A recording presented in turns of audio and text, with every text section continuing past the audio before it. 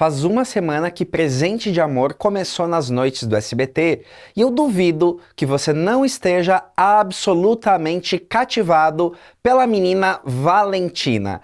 Ela é uma órfã de pai morto e mãe viva e é vivida por Almudena Lopes. E é só mais um exemplo de como as novelas mexicanas exploram lágrimas infantis para fisgar a audiência.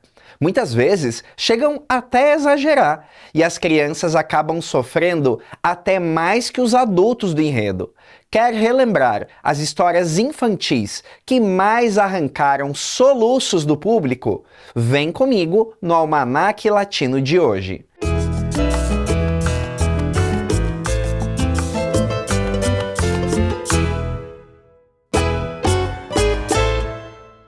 Olá, meu nome é Thiago Fernandes e esse é o Almanaque Latino, o canal onde novela mexicana é levada a sério. Se você tá torcendo o lancinho de tanto chorar depois dessa primeira semana de Presente de Amor, esse é o programa certo para você.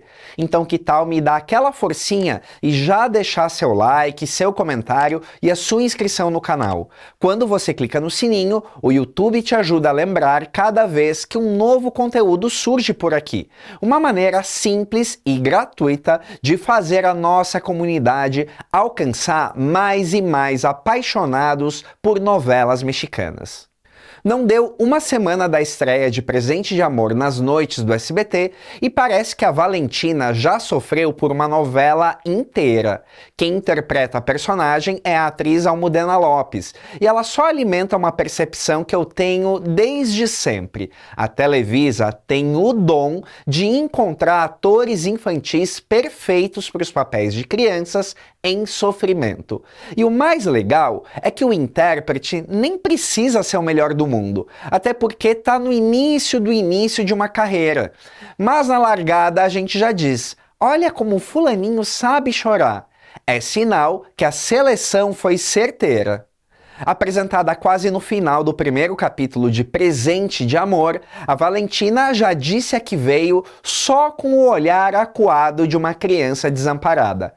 Como se mantém diferente diante daquela menina deixada totalmente à deriva? A menina havia sobrevivido a um acidente automobilístico que causou a morte do pai, o único que realmente se importava com ela.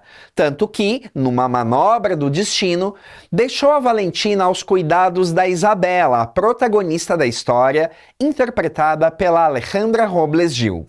E aí, aquele turbilhão de sentimentos, porque a nossa heroína tinha acabado de perder o marido e emendou uma baita decepção, que era essa descoberta que o cara tinha filha e, possivelmente, um relacionamento paralelo. Mas, diante da Valentina desamparada, a Isabela decide se encarregar da menininha até que a mãe dela apareça. Ainda para ajudar, a menina está em choque e não consegue falar, o que atrapalha ainda mais a comunicação e acarreta num monte de perguntas sem respostas. Mas como é novela ainda na primeira semana, uma série de ironias do destino e alguns flashbacks já elucidam pra gente tudo que o público precisa saber. A Valentina é fruto do romance extraconjugal do Maurício, marido da Isabela, com a filha dos patrões, a Petra, uma jovem problemática que fugiu de casa e por anos maltratou a filha sem o menor instinto materno. Agora, as coincidências de novela vão unir a Isabela com o Eugênio, o mocinho da história, vivido pelo ator Cris Pascal, e que é justamente o irmão da Petra. Não demora muito para o Eugênio atar os cabos dessa história e, entendendo que a irmã é um barril de pólvora prestes a explodir, decide ocultar essa revelação até mesmo da Isabela, com quem vai criando uma relação. Precisa desenhar o baita dramalhão que tá vindo por aí, porque inclusive a gente viu que a Petra já sabe que destino a filha teve e deu de cara com ela, aterrorizando ainda mais a pobre da criança. não é caso isolado. Outras tramas já transformaram crianças em centros de dor para empurrar arco após arco dramático. O mais curioso é que a responsabilidade de emocionar está justamente na mão de intérpretes sem a menor experiência. Digo, o elenco infantil vem carregado de rios de carisma e pouca ou nenhuma técnica, e ainda por cima rodeados por elementos folhetinescos pra lá de lacrimejantes. A estratégia cria cenas potentes, deixa os protagonistas nos papéis de heróis e guardiões e costuma elevar o vilão à figura mais repugnante da história. Ao mesmo tempo, gera discussões válidas sobre até que ponto é sustentável transformar rostos infantis em símbolos permanentes de sofrimento apenas para manter a audiência. O resultado é um prato cheio para quem gosta de novela no sentido mais puro do termo: sentimento, exagero e conflito constante. Essa situação de uma megera maltratando um ser indefeso foi um dos pontos folhetinescos que a novela Minha Fortuna é Te Amar explorou à exaustão. A novela protagonizada por David Cepeda e Susana Gonzalez como Vicente e Natália, dois completos estranhos que eram obrigados a dividir o mesmo teto com as respectivas famílias. E claro que essa convivência ia ser das mais turbulentas e imprevisíveis. Só que um dos destaques da novela era a figura do menino Benjamin, interpretado pelo ator infantil André Sebastián, e que era justamente o filho do personagem do David Cepeda.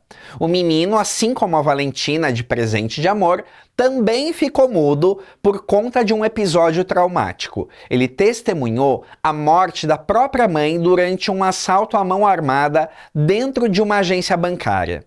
Só que o galã mal estava processando o luto e já tinha uma piriguete louca para fisgar o cara. A Olga, vivida pela atriz Michelle Gonzalez, foi uma excelente vilã, porque embora ela parecesse fútil e colorida, sempre que o cara vazava, ela atormentava o pequeno Benjamin, que ficava com cara de total insegurança. E aí, criança de novela pode até não falar, mas chorar eles choram, e esse chorava um rio de lágrimas. Outra novela recente em que uma criança vira o epicentro do melodrama foi Te Dou a Vida, produção de Lucero Soares, com Jorge Salinas, José Ron, Eva Cedenho, centrada no pequeno Nico, personagem do ator infantil Léo Herrera. A trama instala um dilema de partir o coração. Nico é diagnosticado com leucemia e precisa urgentemente de um transplante de medula óssea, mas há um segredo que complica tudo. Helena e Ernesto não são os pais biológicos do menino, o que reduz drasticamente as chances de compatibilidade e lança a família numa corrida frenética para localizar os progenitores. A busca acaba levando até o Pedro, o mecânico interpretado pelo José Ron, que descobre apenas então que a antiga namorada estava grávida e que talvez ele seja o pai do Nico. A partir daí, a novela entra no modo novelão clássico. Inicialmente descrente, o Pedro logo se rende ao vínculo com o menino e transforma o choque da paternidade em devoção. Superada a fase crítica da doença, a história muda de tom e acende conflitos afetivos previsíveis e eficientes. Pedro quer assumir o papel de pai e, como não poderia deixar de ser, se envolve romanticamente com Helena, que admite que o seu casamento com Ernesto não funciona mais. A pergunta óbvia persiste: e o que acontece com o Nico no meio desse furacão de adultos decidindo vida amorosa? O menino se torna peça central num jogo emocional que a novela explora sem dó. Te Dou a Vida não hesita em abordar a alienação parental, mostrando como um dos genitores pode instrumentalizar a criança para afastar do outro, transformando o afeto em moeda política. Mesmo com Ernesto colocado na posição de antagonista, fica claro que o amor dele pelo Nico era genuíno e uma das poucas certezas morais do personagem. A contradição enriquece o conflito. Não se trata apenas de vilões e mocinhos, mas de adultas ambições e fragilidades que acabam usando a infância como campo de batalha afetiva. A Televisa tem olho clínico para escalar crianças em novelas e também um talento para arquitetar enredos em que esses pequenos passam por verdadeiros suplícios. Durante décadas existiu quase um filão inteiro dedicado a produções voltadas ao público infantil e infanto-juvenil, onde a presença de crianças no centro da narrativa era regra e não exceção.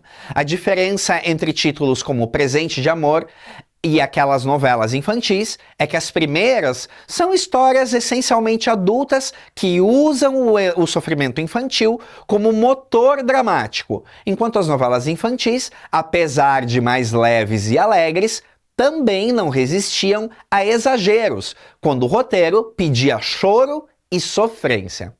Eu sempre tive uma fraqueza por novelas infantis sobre meninas órfãs e desamparadas que sonham em ter uma família para chamar de sua. E a Televisa explorou esse filão com habilidade quase que industrial. Em Maria Belém, de 2001, Dana Paola interpreta a menina que sobrevive a um acidente tramado pelo tio inescrupuloso, um sujeito ambicioso que só quer pôr as mãos na fortuna do irmão.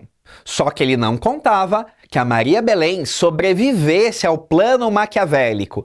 Então, para se livrar do problema, a matricula num colégio interno. A diretora do lugar é a Úrsula, encarnada pela atriz Maia Michalska, uma das melhores vilãs das novelas infantis. Uma megera que desconta todas as suas frustrações, submetendo as crianças a castigos extremos. Tem um capítulo em que ela amarra a Maria Belém numa cadeira e a deixa sob chuva torrencial, encharcada e à mercê do abandono, cena que hoje chamaria atenção até de conselho tutelar. A única coisa que a menina levou para o colégio é um cofrinho com fotos e alguns papéis que guardam o segredo da origem dela. Maria Belém é, na realidade, filha de uma mulher que morreu pouco depois de dar à luz, e o pai biológico desconhecia a existência da filha até encontrar uma pista que vai aproximar os dois. Antes que esse encontro se concretize, a Úrsula descobre a ligação com esse homem, o Pablo, que é um amor frustrado do passado dela, e faz de tudo para atrapalhar esse encontro, transformando a vida da menina em uma sucessão de obstáculos e sofrimentos. Outra órfã que marcou o público foi a Belinha, protagonista de Gotinha de Amor, de 1998, vivida pela Andréa Lagunes. Ela mora num orfanato onde recebe carinho apenas da velha senhora Trini e é alvo constante de maltrato e bullying, tanto por parte de colegas quanto de figuras autoritárias da instituição. Até que um dia a Trini morre, e é quando a Belinha fica totalmente desprotegida. E a coisa fica pior quando as outras coleguinhas da Belinha decidem tirar uma com a cara dela e criam uma certidão de nascimento falsa, onde dizem que o verdadeiro pai dela é um homem chamado Jesus Garcia, um nome qualquer que elas botam ali. Sem ter mais ninguém por ela, a Belinha decide buscar esse cara. E não é que ela encontra um Jesus Garcia? Esse Jesus Garcia é um mecânico extremamente simples e humilde que não tem como ser o verdadeiro pai da Belinha, mas decide cuidar da criança desprotegida e a deixa viver com ele numa vizinhança pobre. Um dia, porém, uma jovem rica cruza o caminho dos dois, Maria Fernanda, papel da Laura Flores. Ela sim é a verdadeira mãe da Belinha. Anos atrás ela engravidou e o pai, temendo a desonra da família, deu cabo da Belinha botando num orfanato. Mas até o final feliz, precisa dizer que tem lágrimas e lágrimas pra Belinha deixar rolar? Mas quem consegue esquecer, acho que a mais emblemática de todas, Luz Clarita, da novela de 1996. A história, protagonizada por Daniela Lujan, é um clássico remake de outro clássico, Chispita. E aqui no Brasil, as duas foram sucessos daqueles. Mas eu vou me concentrar nessa adaptação mais recente, que eu acho que ela é mais lembrada pelo público específico aqui do Almanac. Luz Clarita, órfã, como é de praxe, mora num convento, onde as freirinhas cuidam dela desde que ela perdeu a avó. Uma série de casualidades fazem com que o milionário Mariano de la Fuente, papel do César Évora, decida adotar a orfãzinha. levanto aqui uma red flag. O objetivo na novela é tratado como nobre. A Luz Clarita é adotada para fazer companhia para outra filha do cidadão, Mariela, que tem a idade da Luz Clarita e é extremamente mimada e caprichosa. Ou seja, na prática, ele adotou uma criança para servir de brinquedo da filha. Pronto, falei. Só que, chegando na mansão, a Luz Clarita que se prepare. O jeito alegre e otimista dela não vai ser bem recebido pelas haters. A Mariela faz da vida dela um inferno em cumplicidade com a governanta da casa. E aqui vem uma coisa que eu adoro: a criança malvada da novela. Porque a gente está citando tanta criança sofredora que é bom ver alguma bem cruel. Em novela mexicana, tinha uma menina ou outra que consegue ser tão má quanto a Soraya Montenegro. Só que a Luz Clarita alimenta uma esperança, que a verdadeira mãe dela está viva e um dia vai aparecer para encontrar com ela. Bom, ela não tá tão errada assim. No convento surge uma moça chamada Soledade, que perdeu a memória e vai trabalhar como cozinheira e estabelecer um vínculo imediato com a menina. Além disso, a Soledade vai se apaixonar pelo viúvo Mariano e enfrentar um par de ambiciosas que pretendem se unir a essa família. Deu pra ver que vem sofrimento pela frente para Luz Clarita e companhia. Mas já tá óbvio que a moça com amnésia é justamente a mãe da menina, ou seja, tudo vai se iluminar no final. Já parou para pensar que muitos desses atores infantis eram bem canastrões e mesmo assim o público caía redondinho com tanta lágrima de crocodilo derramada por meses a fio? Há algo deliciosamente contraditório nesse espetáculo. A mistura do exagero da interpretação com a urgência emocional que cria uma fórmula quase imbatível. Não importa se a atuação é marcada, o público responde porque a novela fala direto para um código afetivo universal. Há também a razão prática e um pouco vilã. Roteiro gosta de garantir reação rápida. Um olhar acuado resolve mais conflito em 30 segundos do que 15 páginas de conversa. A criança em sofrimento é a alavanca dramática eficiente, economiza diálogo e produz vínculo emocional imediato. É manipulação? Claro que é. Funciona? Também, claro. É por isso que a Valentina em Presente de Amor não é só um personagem coadjuvante numa trama adulta. Ela é a alavanca que faz segredos explodirem, alianças se formarem e corações se partirem, capítulo atrás de capítulo. Você já caiu de amores por mais essa criança chorona? Tá curtindo Presente de Amor? Relembre essas e outras pequenas criaturas lacrimejantes aqui nos comentários. Deixe seu like, sua inscrição e até o próximo programa.